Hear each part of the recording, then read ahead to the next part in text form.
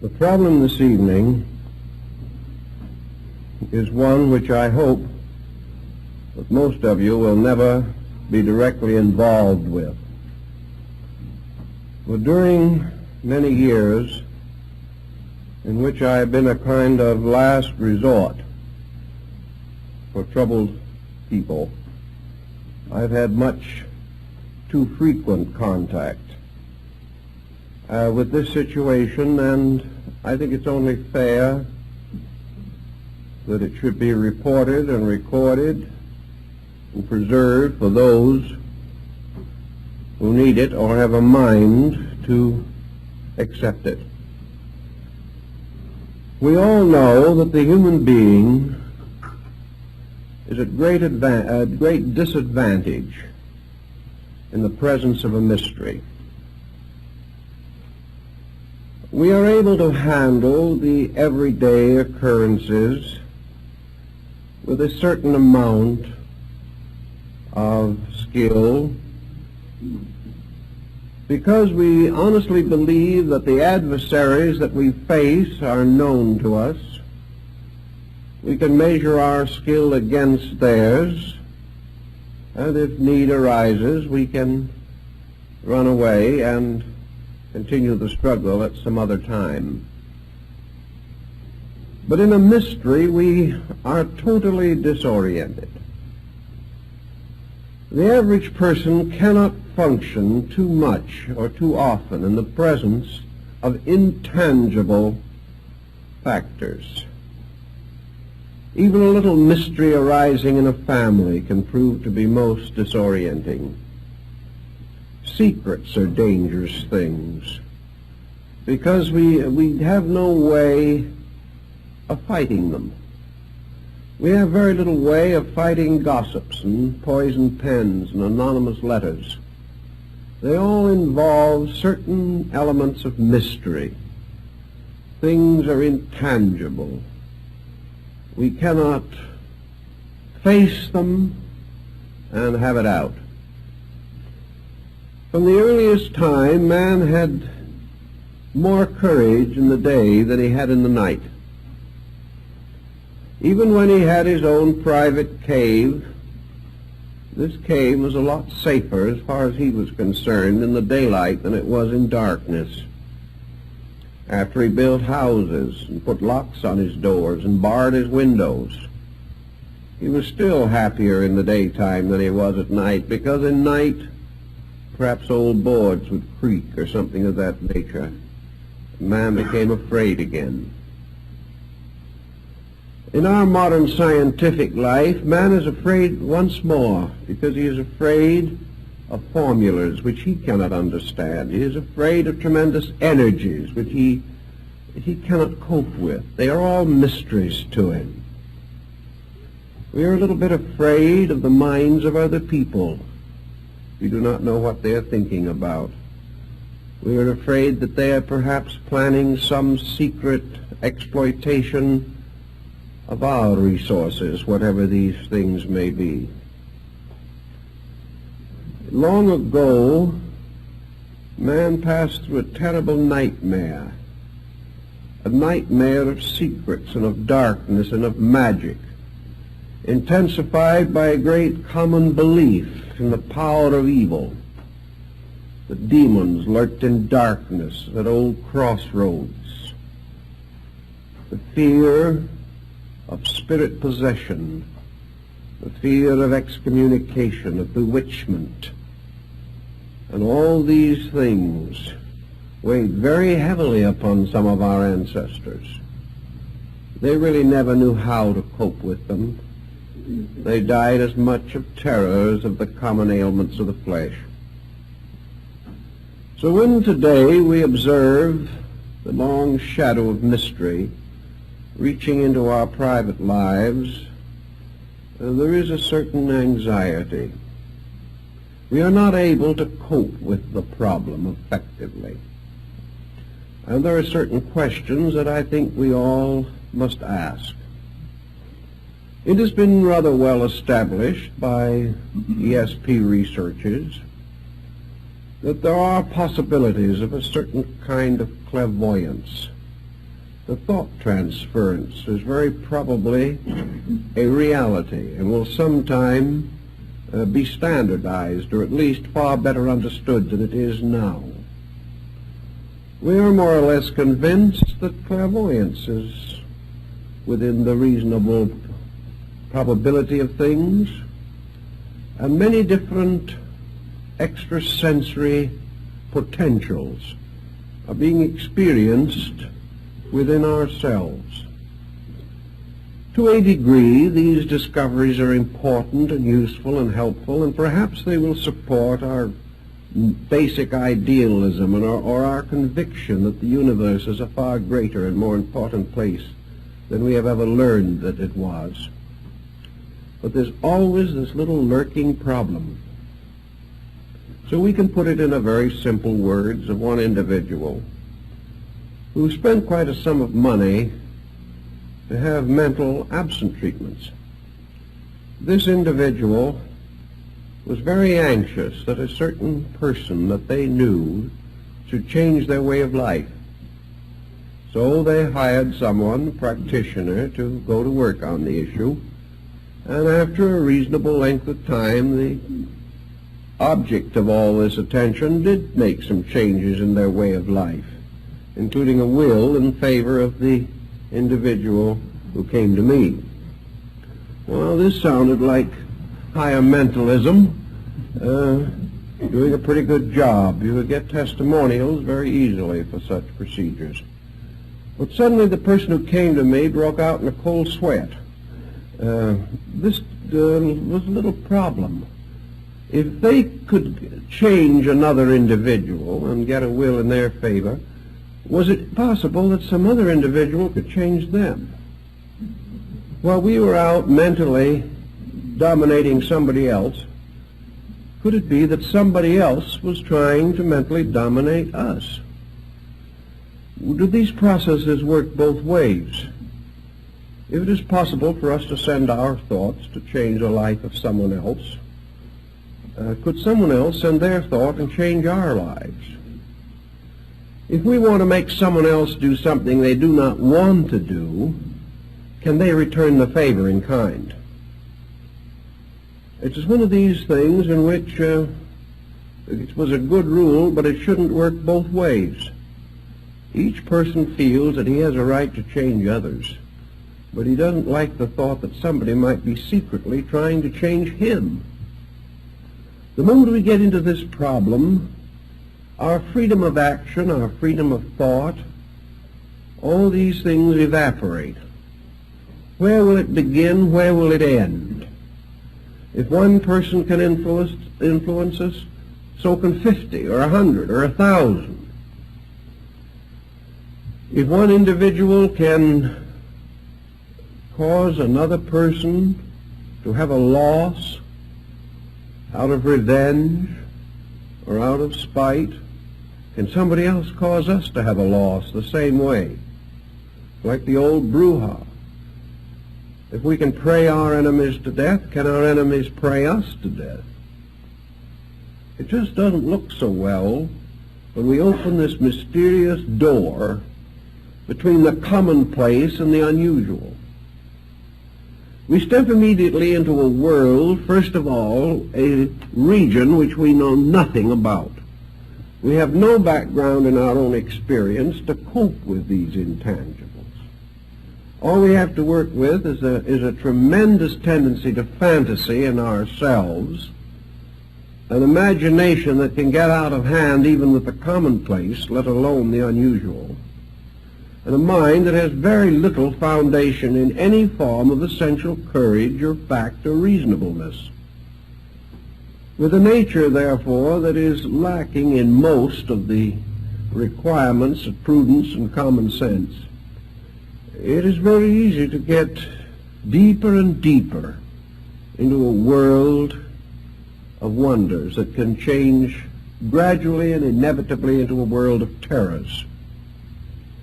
It is a rather dangerous situation for the person to suddenly leave behind the landmarks that he has and knows and depends upon and sail out into an uncharted ocean of mystical and occult possibilities. My experience with this type of situation is that 99 out of 100 land in shipwreck before it's over. They might be able to handle the situation with some dignity if they were very wise or very poised or very well integrated. But who ever heard of an individual very poised and very well integrated who ever got mixed up in these things? 9/10 of the potential victims of their own foolishness in this direction are themselves neurotic. They are persons whose lives have been, in one way or another, unhappy, frustrated, pressure-ridden. They are not thorough scholars. They are not deeply thoughtful individuals, trained thinkers. They are persons who have drifted along through the years, studying a little of this and a little of that, joining this organization and then that organization, and most of them in trouble from the mere process of chronic joining.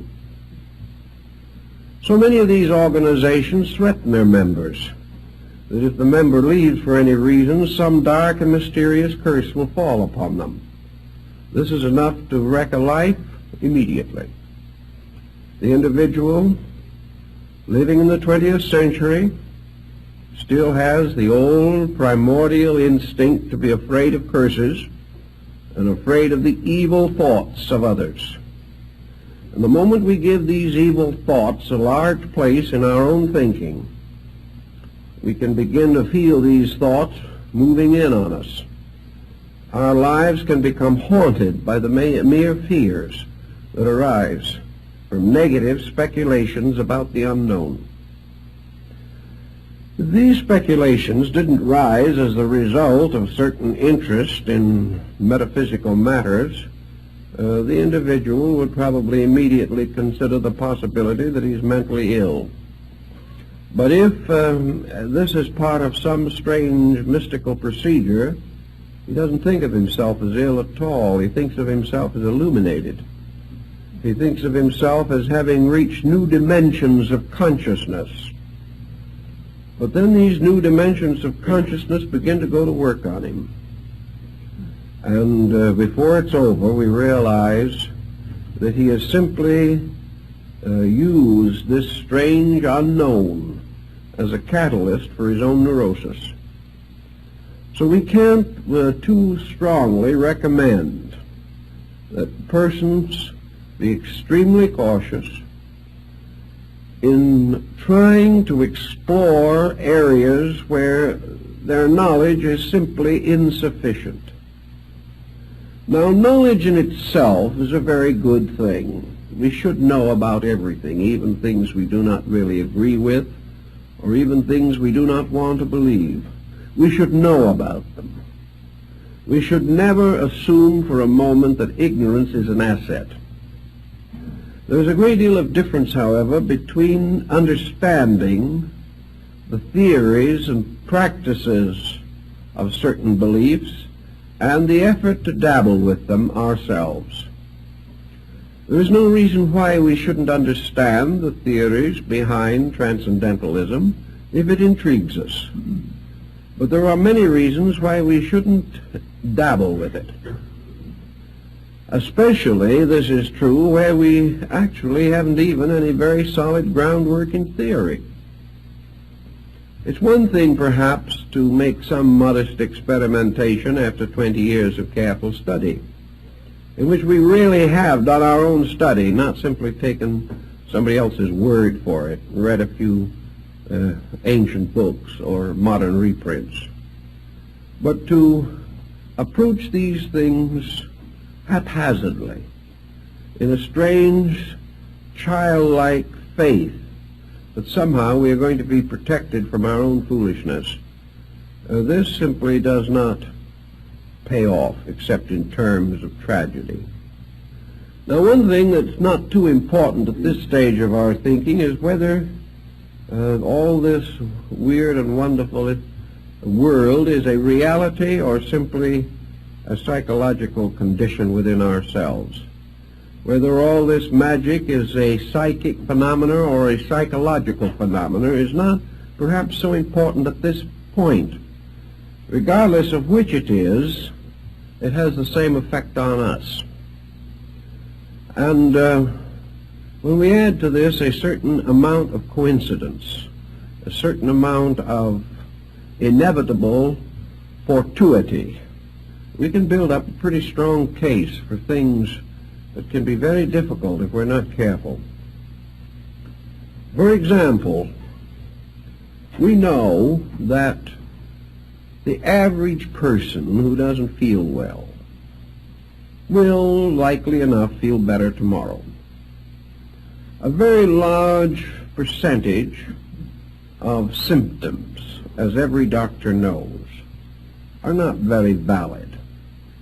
That's one of the reasons why maybe a couple of aspirin tablets or something of that kind will permanently remove aggravating symptoms which have no real essential foundation in a true bodily condition or warning. A little fatigue perhaps, a little eye strain, a little tension, and we have a headache. We relax and the headache takes care of itself. It simply disappears.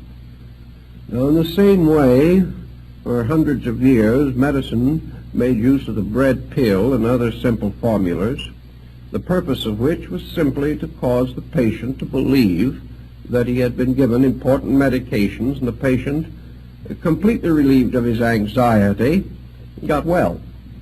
He didn't really need any medication at all. This is also the reason why so many patent devices during the middle of the last century were so successful, like the magnetic horse blanket and things of this nature. This magnetic blanket had absolutely no magnetism whatever associated with it, but thousands of people reported amazing and miraculous cures. They also announced tremendous results from various herb concoctions and swamp root preparations, the only medicinal element being alcohol. But naturally it gave a certain note of encouragement, especially if the doses were large and frequent. The individual, therefore, if left to his own devices, will very often feel better, at least temporarily.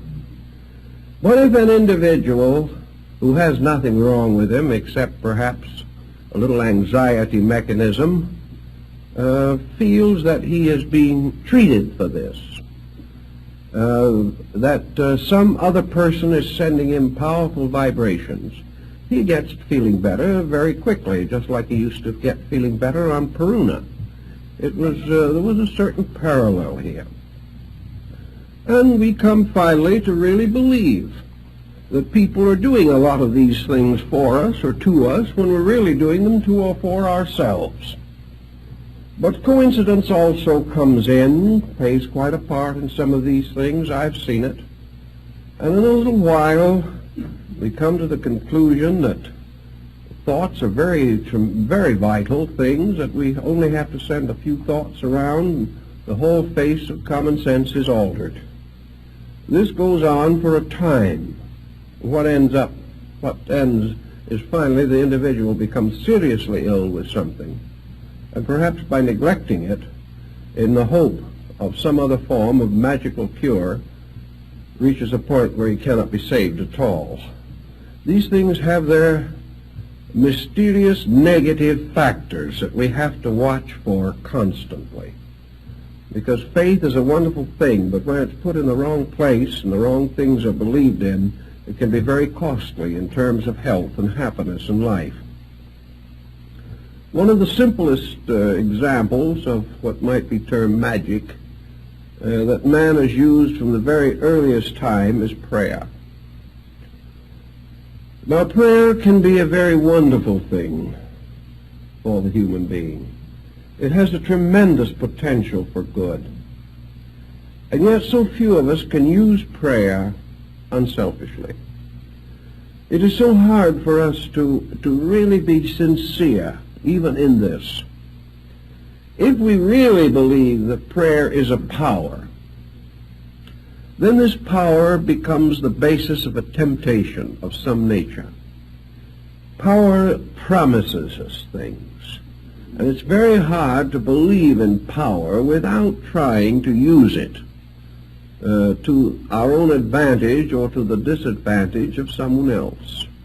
I know people who have spent many years praying that misfortunes would come to another person. How we can do a thing like this in the name of God is difficult to understand, but it happens every day.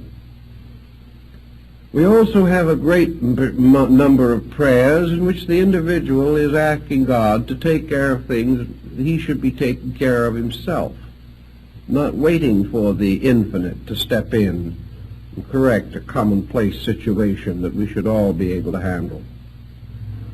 Therefore, we have prayer which essentially is a relationship with God, transformed into a kind of a basis of a new kind of old age pension or social security. Prayer becomes the basis of the gratification of very commonplace desires. We don't realize we're misusing it. We have the best intentions in the world. But when we start to pray that somebody else is going to let us foreclose a mortgage on them, we're in dangerous ground. We're in very dangerous ground. And when someone stands up and testifies that as a result of prayer they've doubled their income, there's just a little doubt as to whether this is what prayer was intended for. Whether we really have a right to assume that some spiritual force in nature, a force which has as its primary concern the achievement of ultimates, the great infinite patterns of things, should be supplicated every time we have a headache or every time we have an appetite or a desire which we feel needs gratification. This type of use seems to lead us away from the essential integrity of life. And when we pray that somebody else shall be over-influenced in some way or another, what about the other person? What about the individual who lost money so that our income could be doubled? Did the universe turn on him for our benefit? Was our prayer a means of dishonestly acquiring that which did not belong to us? Most people won't even bother to ask the question. They don't care how it's fulfilled as long as they get what they want. But can we assume that the universe operates this way? And if we're willing to assume this, what happens to our own relationship with every problem of existence? The moment we take the honesty out of the universe anywhere, we take it out everywhere. Either there are principles and rules in this world or there are not. And if there are rules, we cannot break them, and we shouldn't try. And if there are no rules, then our entire ethical life collapses and we have no hope or no reasonable expectation of any kind of good end or constructive purpose in our own existence. The old Greeks brought this question under consideration, and one of them asked Pythagoras how a man should pray. The old Greek replied, never pray for anything. Don't pray for the fulfillment of any desire, because if you pray hard enough, your desire may be fulfilled and may be the destruction of you. In other words, we all know what we want, but only heaven knows what we need. And where we begin to decide what we want and use various esoteric ways of getting what we want, we are defying that universal pattern which alone knows what we need. Therefore, it would appear that prayer has a function, it has a purpose, it has a reason. But that reason is not the fulfillment of commonplace desires. Prayer is a mystic relationship with life. It is man finding the source of his strength in a regular communion with the heavenly power that creates all things. Nearly all ancient prayers were hymns of praise, hymns of thankfulness and gratitude. It was very rare indeed to find in ancient or primitive prayers anyone asking for anything. It was the person simply stating in simple conviction his realization of the wonders of life, of the blessings he enjoyed, the wonderful privileges that he had. And he gave thanks to heaven for the sun and the moon and the earth and the seasons and the harvest. He was not asking, he was thanking. And prayers of this nature are pretty safe prayers because they do not involve any interference in the processes or order or reason of life itself. One thing I think is very important, whether it be in mentalism or in anything else, in prayer or anything that even seems to suggest a metaphysical factor anywhere in our action, and that is that whatever thought we think, whatever message we send, whatever prayer we say, that let us have at least one regulation on it, namely, that it be beautiful. Let it always be good. Let it always be something that if it so happened that it returned to us, we would be glad that it had returned. That there is nothing in it whatever that could be hurtful or harmful or evil. That we ask nothing of another person, exercise no influence over another person, except to bless them, to wish them well, and to hope them the strength to be themselves. Asking that they do nothing for us, or because we want them to, but asking only that they have the insight and the understanding to live true to their own highest principles. If we are very, very careful to keep ulteriourness out of our thinking, we do not have to live with the consequences of it sometime in the future. But just as we have taken every new and beautiful discovery that man has made and finally used it to hurt man, so even the most simple and beautiful and gracious thoughts that perhaps we start with all too often are twisted around to find some advantage for ourselves or disadvantage to others. In times of war, both armies pray for victory. This cannot be. In all the problems of life, we seek to call upon a divine aid for the advancement of some human concern. And this advancement is nearly always selfish. So another very safe rule in connection with all transcendentalism is to take the self out of it. I think this was the burden of Buddhism. Buddha, of course, lived in India. The Brahmins and Hindus of his time practiced magical rites. They called upon the gods, they invoked spirits, and they did many other things of this nature. Buddha warned against it, as also in Greece did Pythagoras. He warned against it on the ground that all of these rites and rituals had something to do with the gratification of man. That the individual wanted power, he wanted wealth, he wanted security. And even when he, Faust-like, bound some elemental to his services, as in the old legends, it was always in order to gain some gratification for his own ambitions or desires. One of the ways to take the blackness out of magic is to take the selfishness out of it. And in the ancient religions there was a kind of wonderful divine magic, the magic of illumination, the magic of insight and enlightenment.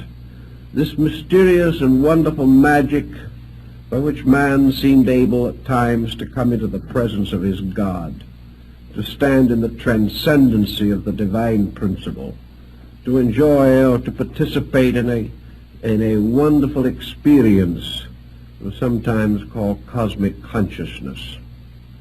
This kind of a diviner magic, in which self plays no part, is one, perhaps, a form of the transcendent which may be permissible. But the rule, I think, is safe to follow, is that man is in danger whenever he is selfish. And the greater the skill of his selfishness, the greater the danger he is in. And if he uses any esoteric or magical means to gratify selfishness, then he is definitely practicing black magic.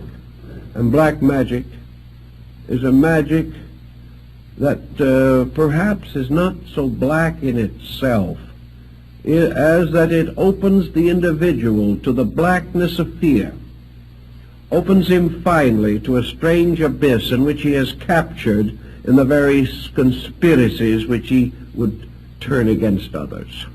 There can be no ultimate security in anything that is essentially selfish. So when we pray, let us pray as selfless beings, praying for the common good, not even trying to define what that good is, but perhaps building into the concept of our prayer, our meditation, our contemplation, whatever it may be, that wonderful saying, a wonderful statement that seems to be so protective of all good. When turning to God in communion and asking anything of the divine, let us always include that thought, not my will, but thine be done. As long as we do not force will, as long as we do not impose our will upon purpose, as long as we do not stand arrogantly, because our will indicates our conviction that we know and we do not know, as long as we are not arrogant, much will be forgiven us. But in our arrogance, we pitch ourselves into adversity. Always, therefore, our own purposes, our will, our appetites, our instincts, our ambitions must be subservient to the great cycle of laws under which we exist. Man lives in a universe of cause and effect, under the great laws of causality and alternation and harmony and rhythm. Man should not under any condition build into his life any concept which would inspire him to violate law. He should not set himself against natural law. He should ask for nothing that he is not able to earn. And he should in no way attempt to force any condition in nature by which he attempts to evade that which is his natural and proper destiny. If man must pray for something, as Buddha points out, let him pray for enlightenment. Let him pray that the only desire that is desirable is the desire for truth itself. Not the truth we want, but the truth that is. Not the truth we prattle about day by day, but the truth of those infinite principles which we can only dimly comprehend. We may not know what the truth is of a situation, but we have the right to inwardly pray that that truth shall reveal itself according to its own purposes, whether those purposes help us or not, whether they fulfill any desire of ours or perhaps go entirely contrary to our wishes. The thing is, what is the truth? And whatever that truth is, with that we must live. And we must hope that in the face of truth we will have the courage to live according to it, and not according to any compromise that may arise in our own nature. From the dawn of our history, men have struggled to dominate each other, to take away the works and profits of other men. They have conquered nations and spoiled and pillaged the earth. Everywhere the individual tries to use strength to dominate the lives of others, by means of strength, by intimidation, by fear, by outnumbering or outwitting, the individual has tried to deprive others of their natural rights. Out of this procedure has come the entire tragedy of civilization, a tragedy which continues today as it has from the beginning. And we cannot assume that any mysterious power which man may develop shall be considered as different from any material power by which an individual seeks to gain advantage over another. There is no difference except perhaps in the detailed construction of the instrument. But whether we try to take a man's goods from him with a gun or with a thought, we have committed precisely the same offense. Whenever we try to over-influence him, we are doing the same thing that we would in any action or procedure in which we lure another person into an unfavorable situation in order to cheat him, betray him, or deprive him of something. In fact, as we study the situation more carefully, we realize that just as our actions have their rewards according to their motivations and their values, that the perversion of wisdom, the perversion of insight, the perversion of spiritual resource is perhaps one of the greater crimes and carries with it one of nature's heaviest penalties. Actually, we are far worse off as living beings if we steal from a man by influencing his mind than we are if we break into his house at night and rob him of his goods. We have committed a different kind of offense. In robbery, we have used common means. Perhaps the man was careless and didn't close his doors properly. Perhaps also we were using the ignorance of our own lives in which we didn't really know any better. But where we use anything that has to do with sacred matters, anything that has to do with the immediate presence of the divine in any of its aspects, we are committing a peculiar and terrible evil. Therefore, to pervert the mystical powers of meditation, concentration, and prayer, such perversion carries a far heavier penalty than that of physical robbery. We have now created a situation which has gone into our psychic entity. We have dabbled with something which can destroy life and reason in every part of our natures. Therefore, we must be extremely slow and cautious in this type of thing.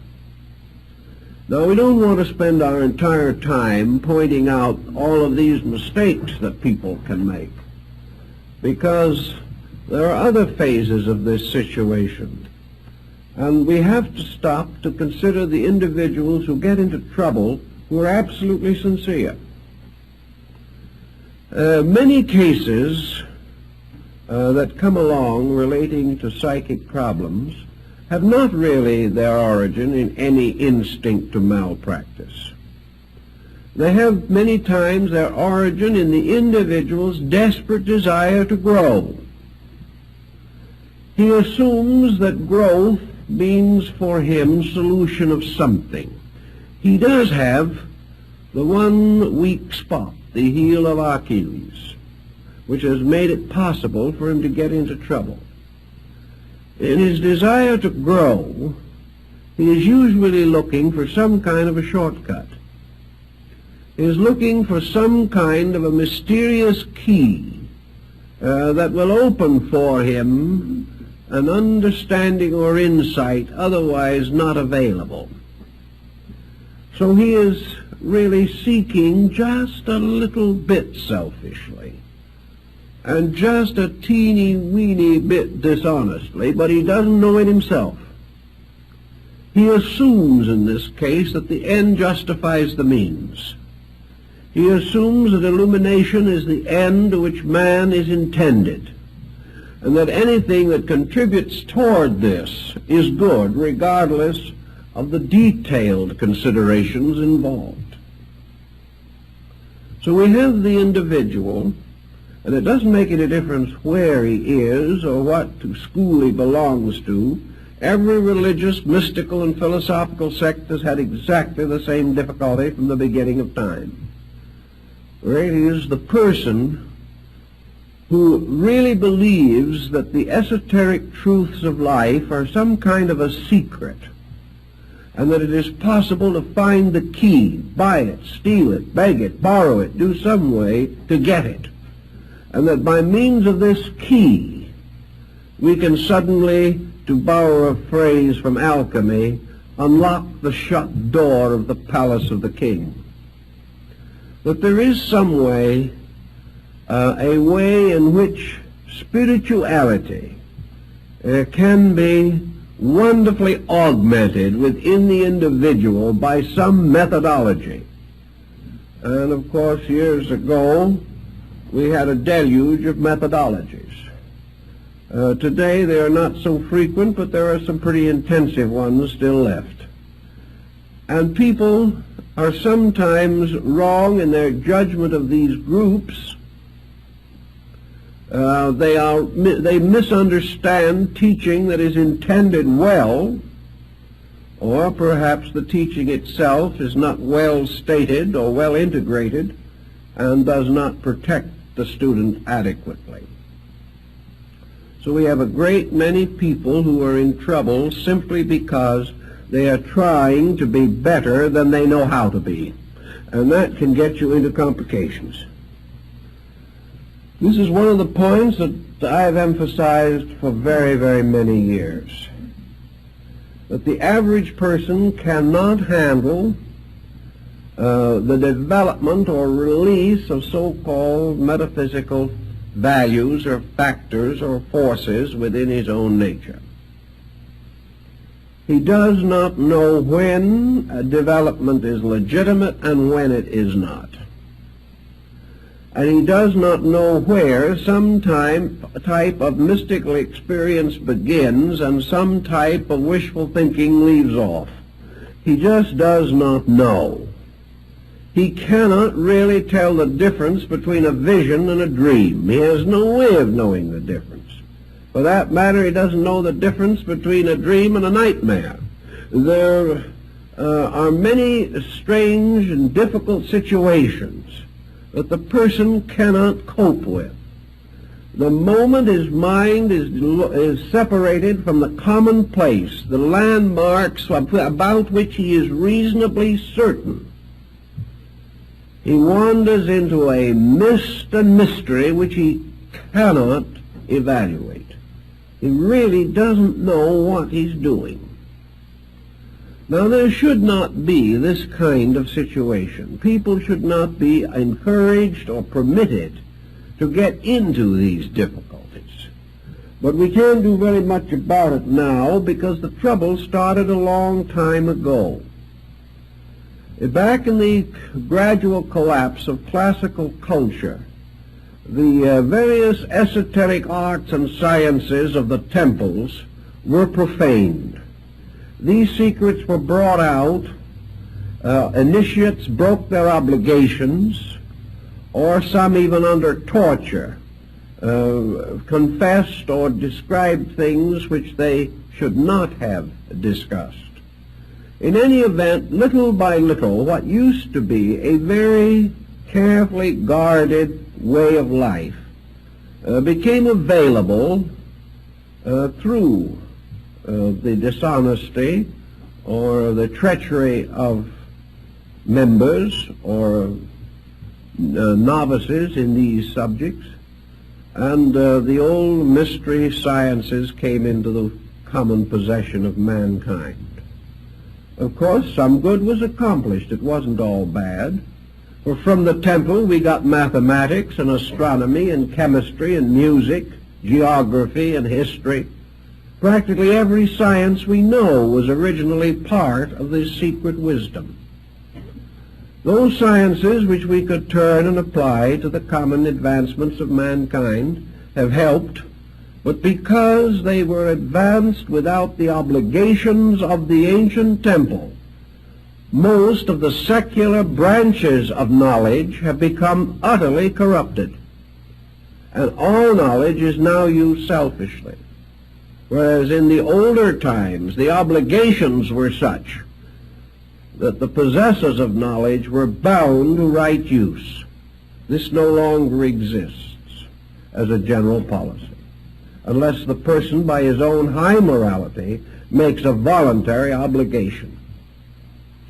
But some of the other more secret and mysterious arts were brought out of their ancient symbolisms and from the early sanctuaries of the mysteries. Pandora's box was opened. All types of psychic and magical phenomena came to be a little better known and a little better understood than was wise. But the great over-science of which it was a part, the great dedications to the temple which once protected it, the long periods of purification and preparation which once led to the revelation of it, all of these guards and protectors were lost. And the individual was in much the same condition that we were when we discovered nuclear fission and had in our hands the greatest power that man has ever materially possessed, and practically no ethical structure to direct the use of it. This was a situation that was rather serious. And as far as the private citizen is concerned, the esoteric arts are just as dangerous as nuclear fission. He can get himself into a private dilemma just as easily as the world could be forced into a dilemma by an atomic war. But without the guides and guards around these practices, we developed a whole series of popular systems by which the individual really tried, quite sincerely, to advance his own internal life. He was convinced that somewhere inside of himself was a God, a tremendous power, and that this divine principle within him was stronger than his personality, stronger than his mind and his emotions and his body, and that in some way there was a great security, a great sufficiency to be achieved if man could explore this inner nature of himself and come finally into union with the divine power at the source of his own being.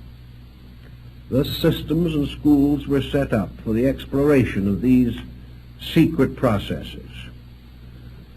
The theory was legitimate. The procedures were to varying degrees legitimate. Some quite definitely had strong good points. Others had very few good points. Many of the names that were used to identify these systems were ancient, honorable, belonged to great schools of the past. Some were out of fabrications and proclamations of the mysteries. Who knew? Who was able to tell which was genuine and which was not genuine? Not one in 10,000 who became involved in these various procedures. Everybody had to believe somebody, and most people believed the wrong people. So we had more trouble. Trouble because of sincerity, finally, but trouble because sincerity was not very smart, not very wise in its attitude toward these matters. Every day, whenever a new system comes along, there's somebody who jumps into it, gets himself into trouble, and gives the whole theory a bad name. Always the same problem is involved.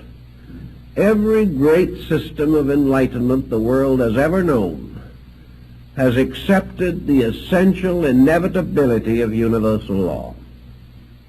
The great disciplines of the mysteries were based upon the law of cause and effect, just as much as the most common occurrences of living. And all of the great steps and stages of the development of man's inner life, these degrees of development were the results or effects of causes, and the causes had to be right, and they had to be exact, and they had to be complete, or the effects would not be what was required or expected or hoped for. So in the whole theory of man's spiritual growth, all growth arose from the unfoldment of personal integrity. The beginning of all mystical discipline was the purification of the individual's life. Purification did not mean to imply that the individual could get nowhere unless he was spotless. Purification meant that the search for reality had to be genuine. It had to be real. It had to represent a dedication to principle. It certainly had to mean that the common difficulties which beset us have to be met and understood and fulfilled according to the workings of law. So we have today a great many people who are trying desperately to develop certain extrasensory perceptions. Most of them get in trouble. They get in trouble for many reasons. First, because they do not understand how to develop anything. They have to hope. They have to pray. They have to follow some strange, mysterious pattern and have some kind of faith that it will work. Many times, of course, they are following patterns given them by others. And here we frequently hear the wonderful accounts of the secret instructions that folks have received. And many of these instructions are appalling. They represent the most colossal ignorance and effrontery on someone's part. I've checked a great many of these wonderful revelations of how to develop extrasensory powers, how to become an adept in 5 or 10 lessons, how to look through solid walls and see what's going on the other side, how to multiply the family fortune, make friends, influence people, dominate situations, almost anything you want. But even apart from these, which some folks are a little too smart to fall for anymore, there are these mysterious procedures which are supposed to be shortcuts to the infinite, by which the individual is all the quicker and the more simply directed to some type of illumination or mystical experience. I have tracked down a great many of them. Sometimes they're in pamphlets and literature, sometimes they're carefully guarded secrets, communicated only from one person to another under the most direful obligations. But where did they come from in the first place? Where do these instructions originate? And I have checked a great many of them, and nearly all of them begin in somebody else's psychical aberration. That is the 100% causing ground for most of them. You finally get the individual who apparently was the pioneer in this particular form of the matter. You pin them down as to where they got this secret discipline that was to save the world, who told them, What secret or ancient society did they belong to? Where was the line of descent on this knowledge? Where did the information come from? In almost every instance, this information was something that had been given to them in a dream, in a nightmare, in a bad moment of some kind. Often it was nothing but a slightly twisted paraphrase of something they had read. But they hadn't consciously taken this thing they had read and passed it on as their own. They really hadn't. But they had been reading about it for some time, and one night they dreamt about it.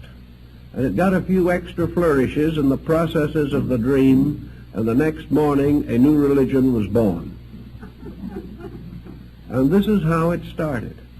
And people, quite convinced of the sincerity of the source, and the person at the beginning probably actually rather sincere.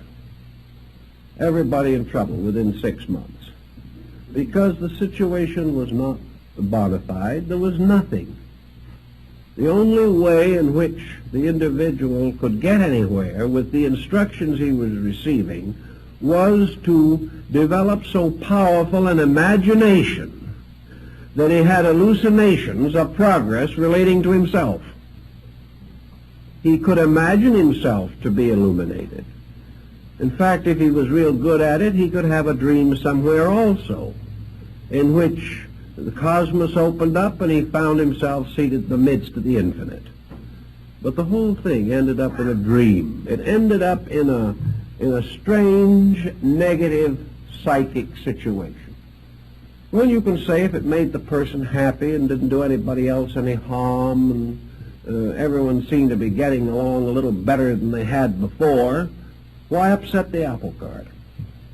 If that's what they want to believe, we live in a land where you can believe almost anything you want, why not let them go on believing? Well, if it went along nicely like this and everything remained happy, that wouldn't be perhaps so bad a situation. But it never goes that way. In a very short time, the false doctrines, the false ideas, the stupid situations that arise begin to create complications. The individual who thinks he is illumined insists on illuminating other people. He doesn't know much himself, and by the time it passes on to a number of others, it's worse than when he got it. He begins to have pre-warning of various events. He frightens people to death. He has visions of what is going to happen to the universe, the political system, and the neighborhood. This becomes very complicated. And also, little by little, he becomes a metaphysical aristocrat on his own part. There is this note of infallibility about him. After he's had this a little while, he loses his family, his relatives, and his friends, who cannot put up with this concept of an infallible person who is making as many mistakes as he ever made, but isn't admitting them anymore. The individual suddenly discovers, or doesn't discover, but others discover for him, that he has stepped out of the stream of life's experience. He has new and fancy meanings for everything that happens. These meanings are no longer of any use to him in helping him to grow. As one individual told me, he said, "Why should I experience how to grow? I've already reached perfection." It's a marvelous way to feel about things. But as far as this person was concerned, they were the only one who had the slightest suspicion that they had reached perfection. This same person who was perfect was the same grand old gossip they'd ever been. This person had the same antagonisms, the same prejudices, the same fanaticisms that they had always had. Their temper was just as bad as ever. The only difference is that they had the same faults, but now they were blind to them, and this is no improvement. Or, as one individual explained to me, who had a certain rather bad dispositional problem that they had worked with for a number of years before they had become illuminated, I asked them how they were getting along with this old problem that they had been fighting with for years, and they looked at me rather scornfully and assured me that a nasty temper was one of the proofs of advancement. How foolish can you get? And they believed it. Little by little, all perspective was gone. Now, this isn't helpful. The individual keeps on going along this way until a situation arises in which they come face to face with an emergency in which the only solution would lie in the fact they were what they thought they were. That they did possess sufficient insight and understanding to solve a major issue.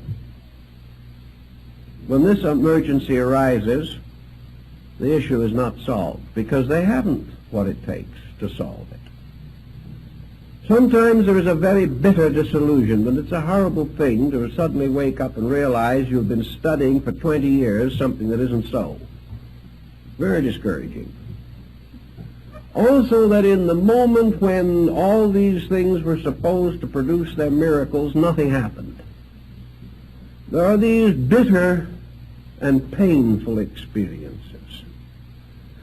And we see that the person who starts off on one of these tangents never knows where he's going to end. Unfortunately, too many of them end with mental breakdowns. They have become so involved, so tied up,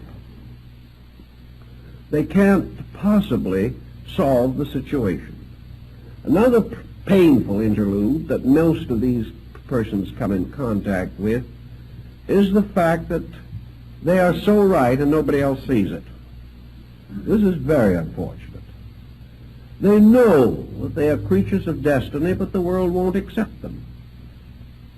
Under such pressure as this, they become antisocial, turn against the world. They feel that they are being persecuted simply because they're not agreed with. This can get to be a very serious source of mental and emotional stress. Almost everything that arises from these false, basic attitudes, taking the life away from the simple dignities, the simple humanities that make things valuable. If, therefore, you are not careful, you can get into trouble. Here's another general phase of the matter which also has its problems, and that is the effect upon health. We've spoken about a little about the emotional and mental stress of these situations. Now let's speak about the physical, the possible damage that is done physically as a result of some of these procedures. Nearly all metaphysical practices involve a certain amount of stress. They create various kinds of fixed tensions of one kind or another. Most forms of concentration will do this in time. The individual, whether he realizes it or not, subjects his nervous system, particularly the autonomic system, to a tremendous amount of stress. The moment the confusion is set up in our relationships with life, the nervous system begins to flutter. Because the nervous system is very close to fear, anxiety, uncertainty, unreasonable hope, and the ups and downs of 1 minute of despair and the next minute of exaltation, the individual believing everything one moment and nothing the next moment, more or less disoriented much of the time, and becoming more and more hypersensitive, more and more defensive, because he is increasingly misunderstood by everybody else.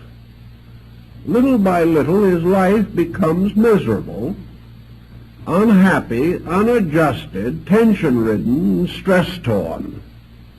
And in a very reasonable length of time, the physical situation begins to reveal itself. It is very hard for the person to be under fear, anxiety, or intense imagination without punishing the bodily structure too much. So these people begin to experience lack of normal body functions. Respiration may become erratic. Various forms of tachycardia may develop. Elimination may get very bad. And most of all, we have the person who develops what I have often referred to as psychic flutters. This is an ailment in itself which is almost uniquely due to psychosomatic symbolism. It is the gradual development within the personality of strange, unexplainable miseries, as we used to call them, particularly in the Deep South. They were often referred to as miseries, sometimes a little further north as agonies. But in any case, they were difficulties. Where most persons who have these psychic problems report strange feelings. They report motions moving inside of them, something like nerve filaments crawling under the skin. They describe something resembling the grand symbolism of the menopause. Almost any mysterious, eccentric, uncomfortable, distressing feeling. They will have all the cold chills and hot flashes there are in the book. They will feel things moving up and down their spines, think their eyes are crossed, have trouble in swallowing, strange, mysterious moving migraines in various parts of the body. They will develop symptoms of arthritis one moment and of arteriosclerosis the next. They have many of them. But they are suffering from palpitations, flutterations, and everything you can think of. And they are sure, almost certain, that these different things all indicate the presence of some kinds of strange entities that are creeping up at them when they're not looking, scratching them when they're trying to relax, whispering unpleasant words into their ears when they're trying to sleep, tormenting their rest with dreams and visions that are not nice and not pleasant, and creating every kind of a nerve reflex that people do not enjoy. This is a very common group of symptoms. I could list hundreds of related symptoms in this area, but I think we have summed it up sufficiently to point out the general theme. To these people, all of these symptoms seem to signify the presence of some other entity, being, force, nature, or substance affecting them. Perhaps they think that some of these mysterious feelings are other people's thoughts bouncing off of them, or something. But as always, this type of thing begins to develop. I think the real answer to it is a gradual psychosomatic transference of total confusion. The individual has lost completely orientation.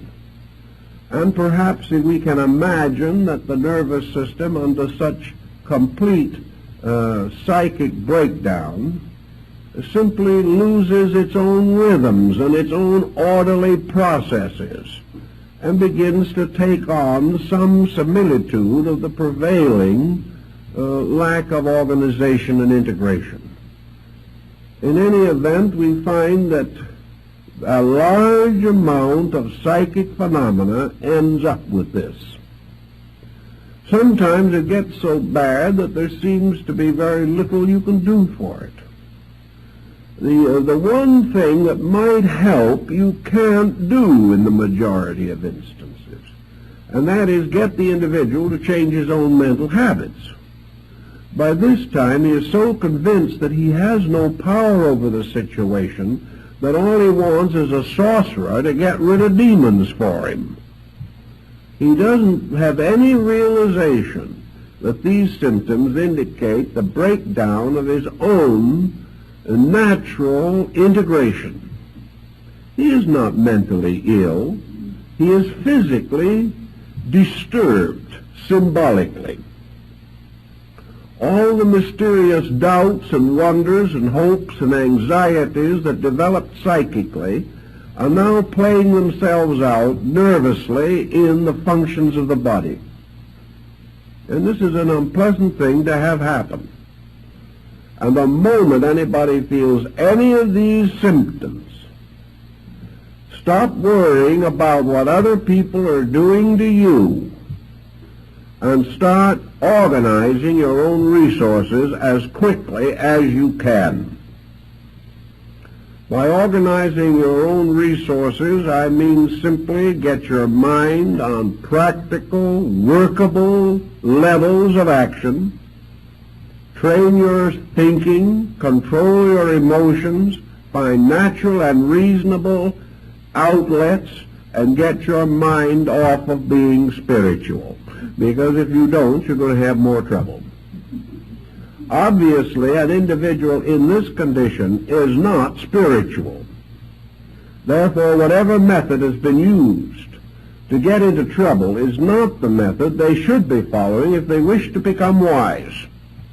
So there's no use continuing the present policy. It is obviously wrong, or the individual wouldn't be in trouble all the time.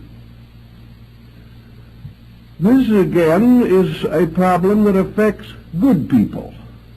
People who have tried very hard, but who have lost a certain sense of security. They have been thrown out into a universe that is too big for them, and they weren't smart enough to swim to shore as quickly as possible. And most of these people must learn to swim to shore and to start all over again in the effort to establish a basic groundwork for self-improvement.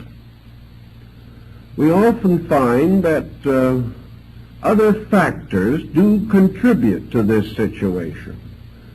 Nearly every religious organization and most people involved in them become gradually more or less unnatural in their personal ways of living. They get into trouble this way also, unfortunately. We have all kinds of trick diets. We have all kinds of special exercises. We have individuals forcibly removed or deprived of the common expressions of life which have been theirs over a period of years. We find them gradually developing various frustrations on the ground that the more frustrated they are, the more spiritual they are. This is a good way to get good and sick quick, because the human being cannot take these inconsistent procedures without having some background for them.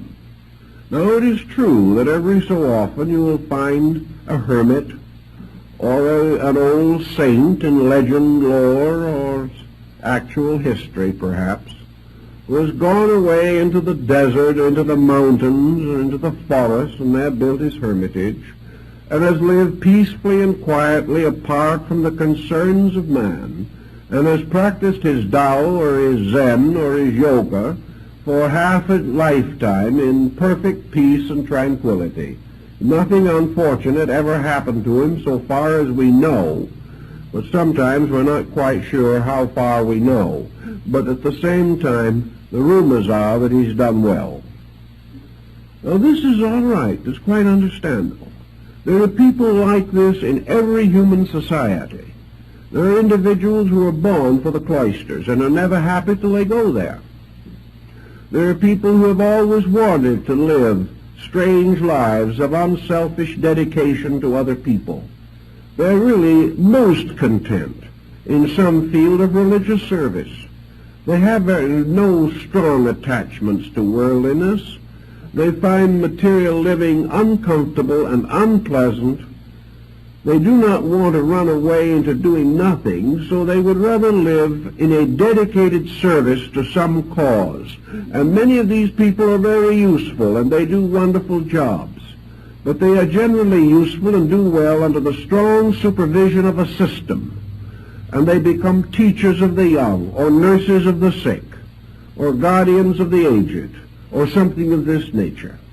But they live and function, and their religious life is dedicated to rather practical, commonplace labors, which they perform in the name of their higher spiritual ideals. This, in many instances, works out very well. But to take everyone, to take people from here and there and everywhere, and impose these kind of restrictions on them, will most certainly end in psychological and probably physical disorder. These people are not so constituted that such a program is reasonable or practical for them. This is what happened in the development of Buddhism, where the Southern school divided from the Northern school. The Southern school taught distinctly and definitely that there was only one way to achieve illumination, and that was to leave the world completely, utterly, and immediately, and never come back again. To turn from the common life to the robe, to give up every possession, to give up every attachment, to give up every worldly attitude and even every worldly responsibility, and go out with a begging bowl and one small square of cloth, and keep on wandering and meditating until consciousness or death ended the procedure. This was not, however, the Buddhism that gradually unfolded the great arts, the great cultures, the great mystics and idealists of the Mahayana system. Man gradually came to realize that somehow the great spiritual truths had to be brought within the range of his common life. It became necessary for him to think of the way of liberation for the householder, that the father and mother with children and family and business had to have their part in this great pattern of enlightenment, that it wasn't to leave everything and to depart into the unknown, but in some mysterious way to increase in grace, insight, and understanding every day, to find in the commonplace the source of enlightenment and inspiration, and also to realize that for the majority of mankind, simple idealistic devotion to principles was the wisest and best way to grow. That sometimes if the person had the internal requisites, if he had brought forward with him from some previous life a degree of insight that called for the development of some extrasensory perception, it would come in due time of itself. And of course in the Northern Buddhist system, that was the last thing anybody asked for or expected. They did not practice their religion in the hopes that some initiation or mystical experience would occur to them. They practiced their religion because they believed that their religion was the proper way of life, that if they lived this and lived it well and kept the law, they would fulfill their responsibility to God and themselves. The whole purpose underlying this religious philosophy was not the unfoldment of the individual primarily. It was obedience to the law. the glorification of truth by keeping its rules and principles, and keeping them unselfishly, not in hope of enlightenment, but because this was the proper labor of an enlightened human being. Under such conditions, we do know that there were mystics, and great mystics arise among these different groups. But these mystics were persons who had slowly unfolded. They had lived each step of the common life. They had grown skillful and wise in the philosophy of the doctrine. They had gone out and dedicated themselves to the service of others over long periods of time. They had gained practical insight as working with the sick and as helping to solve the problems of the burdened. They had become the counselors of rulers and the friends of princes. They had helped in the creation of good laws. They had helped to perfect arts and sciences. Many of them actually gave skills to their peoples. And Kobodaishi, who was one of the great monks of the Shingon-shu in Japan, is accredited with having given almost as many inventions to the Japanese people as Leonardo da Vinci gave to Europe. A tremendous genius in his own right. He was not a person who had simply decided to be spiritual. He had worked and labored and studied. He had lived with the wise. He made the long and at that time dangerous journey to China in order to come closer to the great seats of the doctrines. He was a master of knowledge, one of the most perfectly informed men of his time, and still regarded as one of the most enlightened men of Asia. These people grew sincerely. They gave everything they had to growth. And they grew not just simply for the sake of being wise themselves, but that they might become the founders of essential and practical movements and organizations. They were great mathematicians, great artists, great musicians, poets, men of literature and letters. And out of the temples and the shrines and the sanctuaries came the great arts, the great modelings and sculpturings, the casting in bronze and in silver. These people were highly skilled. They took the attitude that the more able they became in everyday labor, the more completely they were able to express their spiritual convictions. So that they worked with the law.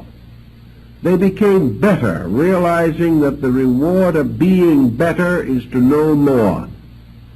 The reward of greater daily virtue is enlightenment.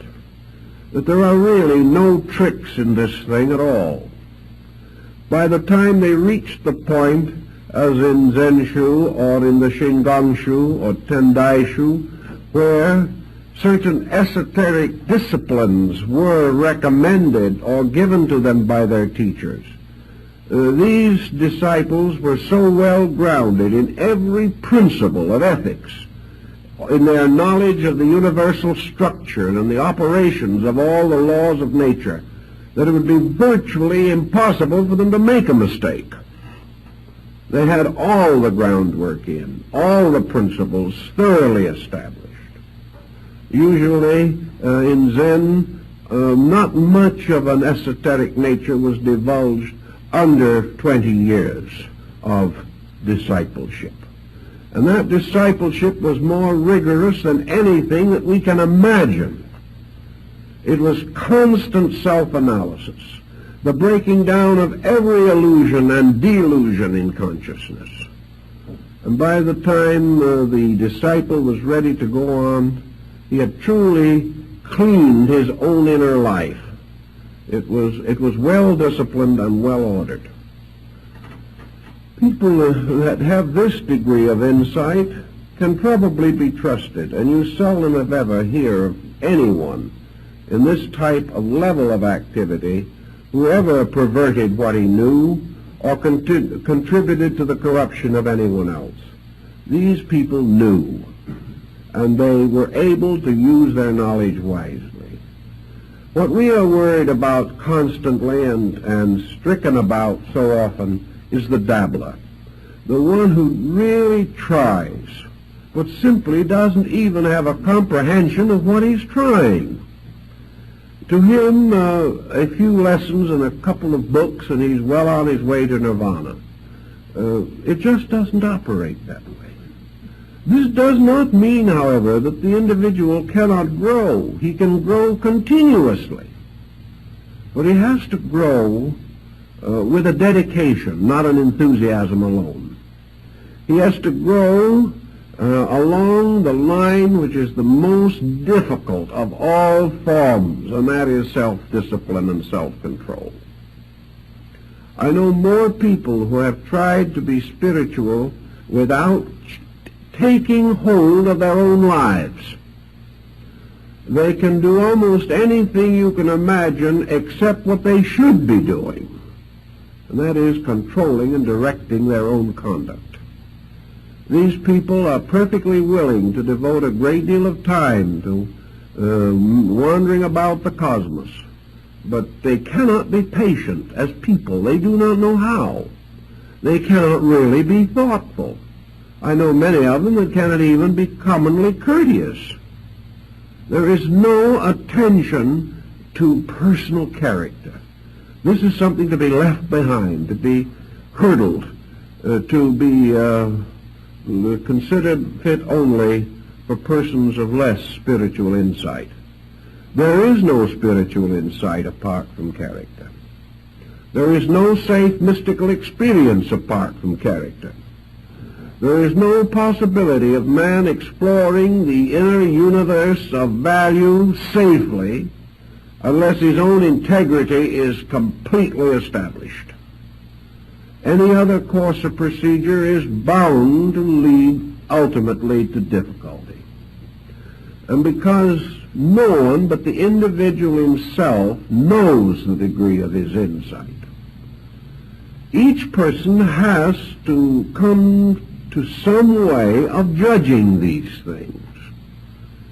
You cannot tell him that he isn't ready. He will keep on going around until he finds someone else who tells him he is ready. And this goes on because the person wants to believe that he's on the verge of enlightenment. He doesn't want to be told he hasn't started yet. So you can't convince people against their will. And yet, because of this peculiar type of religious thinking that has developed, people just get themselves into trouble and have no way out. And by the time they realize the degree of their trouble, the very persons who got them into the trouble can't do a thing for them. So they wander about hoping for someone who can perform a miracle and rescue them from the dilemma into which they have gotten themselves. By this time, perhaps they do have a little experience. It will serve them in good stead in due time, but at the moment they're in a very uncomfortable state about the whole thing. So we can only profoundly warn the individual that when he starts dabbling with mysterious things, he must either have the consciousness to handle these things, or he should leave them alone. And no one who is frightened out of his wits by every psychic wind that blows is in a condition to handle the problem. No one who has to seek help is in a condition to handle it. Therefore, if this situation seems to be developing, there can be only one answer. Get out of it as quickly as you possibly can and get your feet back on the ground again. Use the simple ways. Realize that this whole problem of what you might term psychic involvement is only possible at all because basically the person is not capable of thinking with true wisdom. He isn't able to really think straight. Somewhere, weaknesses of his own have contributed to the fact that he was deceived, or has deceived himself. It has to start with this. From that point on, all perspective can be lost, and the situation can just be a long, terrible hurt with no really, apparently, satisfactory explanation.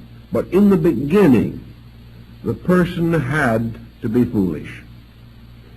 And the only answer is to stop being foolish as quickly as you can. There are ways in which some damage in this area can be rescued, or the individual can be pulled out of his problem. We realize that as the problem gets worse, as the individual advances in some form of psychic persecution, which is more and more difficult for him to get off of his own mind, he is inevitably becoming neurotic. He is becoming fear-ridden. Even if he hasn't reached a degree of hallucination, it may come any moment. He is certainly actually frightened. He is living in fear. The whole thing has become a phobia. And this phobia is nursed. Fear is nursed by fear. The more he worries about his fears, the more he thinks about his fears, the more he waits for new symptoms to appear, the more frightened he will become. And if this goes on, especially if the individual is alone, perhaps living alone, where there is very little contact with other people, too much loneliness to begin with, which may have been a contributing cause in the first place, then this person must either make a valiant break with the situation where he finds himself, or he will not get out of the difficulty. And unfortunately, it is not a difficulty that will cure itself, nor will it get better unless something is done about it. Realizing, therefore, that as in the case of nearly all forms of neurosis, which may come from other causes, there is too much self-attention. The mind and emotions are focused upon the dilemmas of the self constantly. This means that little by little it becomes a 24-hour vigil of psychic self-defense against the unknown. The individual doesn't dare sleep. He doesn't dare do anything because of this constantly increasing pressure of fear. A pressure that is usually accompanied by psychosomatic symptoms that seem so real that there is no way apparently of explaining them except to assume that the psychic persecution is real itself. Under this combination we have a hard, vicious circle which is extremely difficult to break. The best way that we can solve it is by starting out with the assumption that a pattern is no stronger than its weakest link. The situation is a pattern. If we can break it somewhere, we perhaps can break it everywhere. If we can put new factors into the problem, or take old factors out of it, if we can shift the point of view, if we can change the psychic chemistry in some way, then the individual may be able to handle it himself from there on. So we have common things that we try to do to help people in this type of problem. We try to find out anything that they are doing that is unnatural, unreasonable, or likely to contribute to the trouble. If these people are starving themselves to death in the name of religion, we suggest a square meal. but that it be taken slowly, because otherwise they may have dyspepsia. If these individuals have been practicing some form of syncopated breathing or something of this nature, they must stop it, or the situation will not change.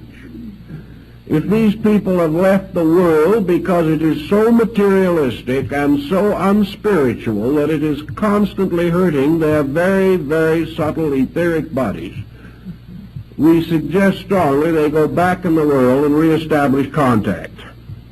That they've got to get out and get back in those good old low vibrations again, because the high ones are killing them. If these people have no interest in life whatsoever except waiting for the next psychic phenomena, we strongly recommend other interests. And we particularly recommend some form of activity which disciplines. If these people are retired on an income or are divorced and living on alimony and don't have to work, they're in a especially bad spot. These people have to decide that they have to work. They have to come to the conclusion that no matter what they have or how much security they enjoy, they will destroy themselves if they are not usefully occupied. We find then the importance of these people training some part of their natures. And the result shows how badly this training is needed, for so frequently these people are completely unable to take up any line of self-discipline without a massive struggle. These individuals cannot go back to school and take some adult education work. It's too monotonous. In other words, they cannot say to themselves, I expect to do this and I will do it. It's part of the very evidence of the trouble they got into. But you've got to get them out of it. They have to have new interests, new activities, practical outlets. They have to take up studies. They have to discipline themselves. If you want to play the piano, you discipline yourself. If you're suffering from a bad psychological or psychic condition, if you're unable to control these vibrations that may or may not be entities, it is simply because of lack of discipline. If you will discipline yourself somewhere, it will show all over you. Therefore, if we can get this individual who has never made up their own mind clearly on any subject in their entire lives, but who thinks they're just on the suburbs of heaven, if you can get this individual to go out and study music for 5 years, doing scales for the first 3, and insisting that their own hands and their own minds will do this, or if you can get them into a group of Sumi painters and make them learn to make circles and bamboo joints on paper with black ink for 3 years before they're allowed to put a leaf on them, these people get well. Why? Because they have suddenly learned that they can make their minds and emotions do what is required of them. The person becomes positive. He has some accomplishment. He has some ability. It usually takes from 1 to 3 months for a discipline to become a fascinating thing. The first 2 or 3 months, it is drudgery. But if a person really has some qualities within his own nature, he will develop a growing interest in the new things that are of interest or value to him. So if he can hold on for 2 or 3 months, the subjects will probably take over a large part of his habit mechanism. He will then go on and find that he has learned how to learn. If he will do this and gradually develop disciplines, he will then be able to turn these disciplines to the direct problems that are probleming him. He will be able to turn these disciplines to fear. He will find that he is able to control fear in himself. He will be able to control his own spiritual ambitions and realize that he's probably not quite ready for nirvana. He will be able to recognize that it is possible for him to go home into an empty house, perhaps, and build there a world of interesting values because he has become an interesting person. It is from ourselves that the environment in which we live must radiate. If we are negative, the environment is negative and afflicts us.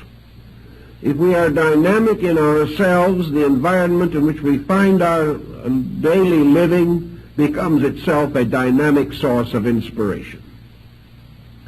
Everywhere the individual achieves his spiritual integration by becoming master of his own instincts, appetites, impulses, and fears. So if we can create in the person new interests, if we can cause this person to become more concerned over someone else than himself. I've known 2 or 3 cases of this spiritual problem in which the individual was suddenly transformed by an unavoidable responsibility. They suddenly realized they had a duty that had to be performed. They rose magnificently to this responsibility, and the psychic problem vanished instantly. But there has to be something bigger than our fears. If we start correctly with our philosophic growth, truth is always bigger than our fears. But too many people live in a universe in which truth is lost. The moment we stop believing in forces of evil persecuting us for no reason, we have betrayed our own faith in the universe. There is no other answer. But we do not know this. We can't think it through anymore. We have lost our perspective. We are simply hurt. And where we are hurt, there is no justice. We have to restore these values. We have to straighten them out and build again a pattern of positive conviction on which we can live. If we can voluntarily reassume responsibilities that we have attempted to avoid, this will also help. It's like the young man who comes in to me and he says, I'm not getting any discipline at home. I'm now graduating from high school. I think the only thing for me to do is to commit myself to the Navy for 3 years and see what they can do with me. The man says, if I don't do this, I will never be able to discipline myself. So perhaps for this young man, the Navy is the perfect thing, because at least he will come out being able to say yes, sir, and no, sir, which is more than the average person can do. He will also know that when an order is given, he will obey, which the average child has not discovered. He also realizes that he's part of a team. And if he betrays the team, he is pretty much of a skunk. In civilian life, we don't know this. I have known several instances where young men have done this and have come back a credit to themselves and their families, who would otherwise have been on the street and probably in delinquency from lack of discipline and direction. So where we have a person who finds himself slipping into a negative psychic condition, we have the same thing. Put yourself under discipline. I doubt if the Navy would be interested, but there are other things you can do. You can create your own discipline. And you can say to yourselves, if I fail in this, then I know for certain just how weak I am and how far I am from the thing I think I am. Get these things very straight and very firm in ourselves, and we can generally defeat this psychic problem even after it settles in. But we can never defeat it by trying to use magic against magic. For the bigger the invocations and formulas and charms we make, the bigger the other side makes. And if we have the super charm, they have the super charm, and so it goes on to infinity. Because we are dealing with a thing so abstract, so elusive in its own proportions, that we really never know whether we have one or not. Under these conditions, the only answer is to take hold of the matter. If you're not in that kind of trouble, stay out of it. And be grateful that it has been your wonderful privilege to be able to grow without seeing things. If you are seeing things, either have your eyes attended to immediately, or begin to dig into basic systems of thinking that are going to give you a dynamic, vital, meaningful pursuit in life. And under no conditions, if you are miserable, unhappy, defeated by life, run to some form of psychic phenomena for escape, because it is escape only into misery. If you can keep these thoughts rather clearly in mind, I think you will realize why it is not good to dabble with this sort of thing. From an experimental stage, it is very foolish. It is like experimenting with poisonous serpents, or experimenting with some deadly material that is liable to explode in your face at any moment. Do not experiment. Do not play games with life. But realize that if you really want to make philosophy your journey, as Plotinus said, build a solid knowledge supporting a well-disciplined, well-integrated character. Then as you naturally grow and properly develop, any spiritual graces that you may require for your proper growth will be added unto you in due season. In this way, you won't have any trouble. Thank you very much.